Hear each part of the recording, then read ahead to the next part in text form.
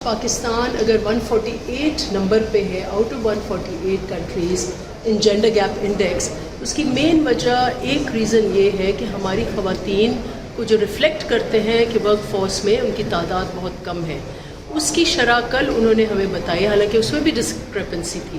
ایک ڈیٹا کے مطابق 24% ہے، لیکن کل جو ڈیٹا لے کے آئے انہوں نے کہا کہ 22.7% ہے، جو ناکافی ہے، ساؤتھ ایشیا میں سب سے کم ہے۔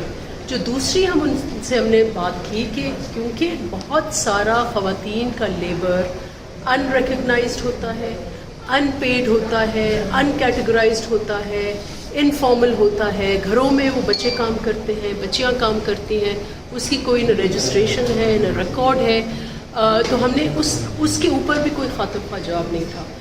آج حالت یہ ہے کہ اوورسیز پاکستانیز میں خواتین کی شرح 1% سے بھی کم ہے، 1% سے بھی کم ہے۔ Obviously because women are not only untrained, جو ہمارا کلچرل پیراڈائم ہے اس سے کہتے ہیں جو کیسے ہم باہر بھیجیں خاتون کو for in the care services, تو یہ سارے ٹیبوز ہیں۔ لیکن سب سے اہم بات یہ ہے جو ہمیں گیپ محسوس ہوا، فرسٹ آف آل عدم موجودگی۔ کوئی سیکرٹری وہاں اتنا اہم ایشو ہے، it's a major policy gap, کوئی سیکرٹری موجود نہیں تھا۔